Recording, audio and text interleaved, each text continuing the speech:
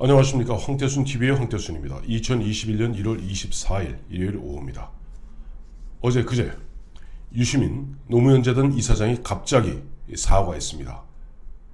정말 이 경천 동지할 일이다. 왜 갑자기 유시민 씨가 뜬금없이 사과를 하는가. 그동안 1년 넘게 검찰이 노무현재단과 자기 자신 유시민에 대해서 무차별적으로 계좌 추적을 해왔다 라고 주장해왔던 것이 유시민 씨였습니다. 그런데 어제 그제 22일 금요일입니다만 사실 제가 잘못 알았습니다.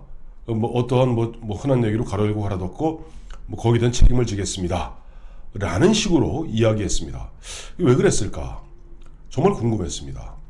왜 갑자기 흔한 얘기로 참 뺀질거리기 짝이 없는 유시민 씨가 왜 갑자기 사과를 했을까?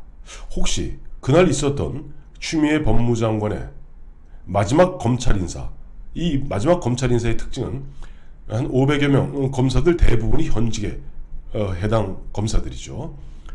인사 대상 검사들이 대부분 그 자리에서 유임하는 그런 형태의 인사였습니다. 혹시 이것과 유시민 씨의 갑작스럽고 뜬금없는 사과와 무슨 연관이 있는 것이 아닌가 의심해봤습니다만 조금 전 3시 조금 넘어서 조선일보 단독 보도에 따르면은 결론은 유시민 씨는 도둑이 지발저렸기 때문에 사과한 겁니다. 왜냐?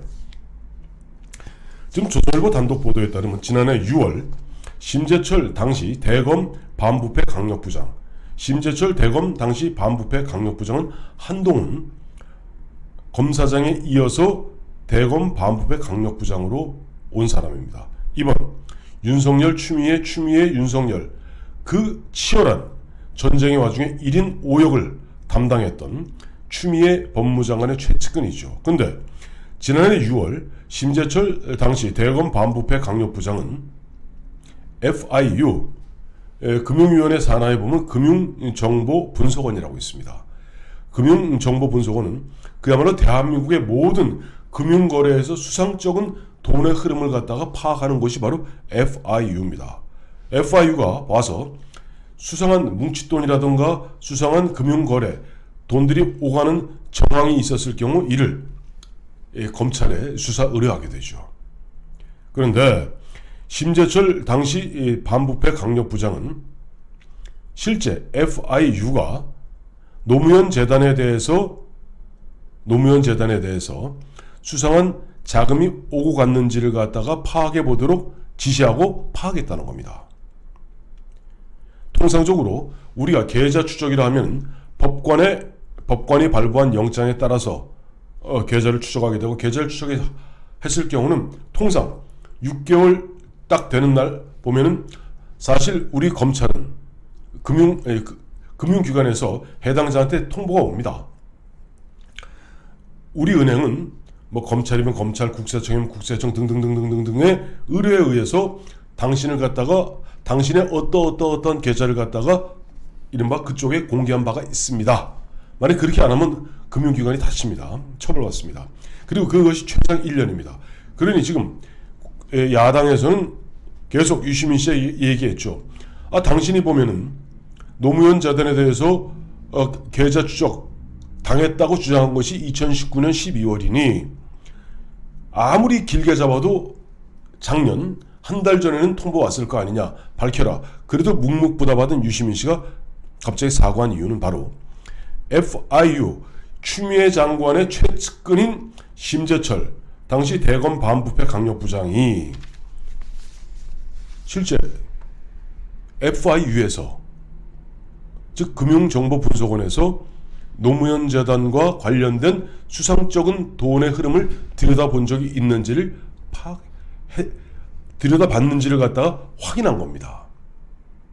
그러니까 이 심재철 검사장이 파악한 것은 유시민 씨가 자기가 주장한, 그러니까 이와 같이 우리가 계좌 추적 당했다고 이야기한 지 무려 7개월 후의 얘기입니다만은 어쨌든 이번에 유시민 씨가 이와 같이 이른바 자복성으로 사과하게 된 이유는 바로 그 무렵에 뭐가 있었냐니까 윤건영 의원이 과거 의원 되기 전에 노무현 재단 관련해서 차명 계좌 이런 부분, 다음에 국회 인턴 직원을 허위로 기재 등록했다는 이런 부분에 대해서 고발된 것이 바로 2020년 6월입니다. 그러니까 윤건영 의원은 의원되기 전에는 뭐 아시다시피 2017년부터는 청와대에서 국정상황실장을 했죠. 그 전에 흔한 얘기로 백수 시절에 노무현 재단으로부터 이런저런 형태로 돈을 받았는데 혹시 이것이 FIU의 그 분석의 망에 걸린 것이 아닌가, 감시의 망에 걸린 것이 아닌가 라고 심재철 반부패 강력부장이 FIU에 그것도 통상적으로 정상적인 결제 과정이고 정상적인 지시 과정인 담당 과장을 시켜서가 아니라, 담당 과장은 부장검사입니다. 과장을 시켜서 한 것이 아니라 과장을 건너뛰고 그 다음에 담당 수사관을 갖다가 수사관에게 지시하여 야, FIU에서 노무현 재단과 관련해서 수상적인 돈의 흐름을 갖다가 들여다본 적이 있는지 한번 확인해 봐라 라고 했다는 겁니다. 자, 전 그 말을 듣는 순간 유시민 씨 노무현 재단 이사장 하면서 뭔가 쿰쿰한 부분들이 적지 않은 모양이구나. 특히 2017년 문재인 정부 출범하고 노무현 재단은 그야말로 성역이 되었습니다. 성지가 되었습니다. 그런 가운데 여러 곳에서 수많은 후원금들이 답지했겠죠. 물론 뭐 정상적으로 처리했으면 문제될 까닭은 없습니다만은 그 연간 한 100억 가까이 들어오는 돈을 갖다가 어떻게 집행했는지 이 부분이 아마 굉장히 어떻게 보면 앞으로 어떤 많은 사람들이 궁금증을 갖고 들여다보고 싶어하는 부분이 바로 그 부분일 겁니다.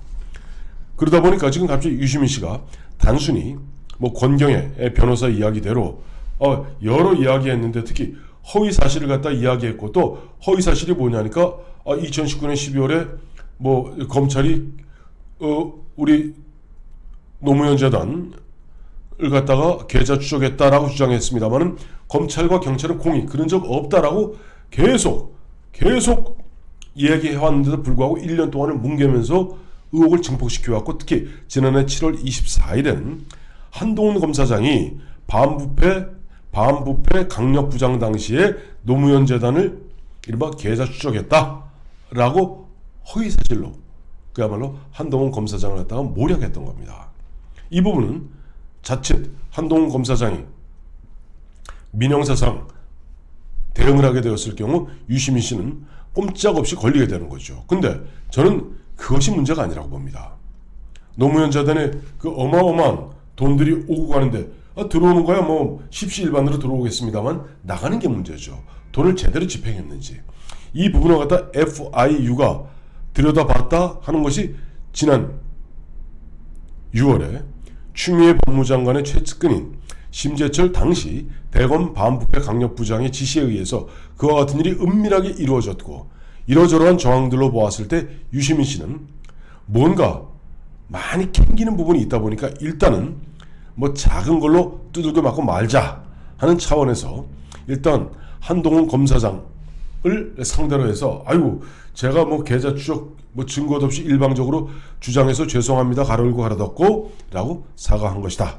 그렇게 봐야 할 겁니다.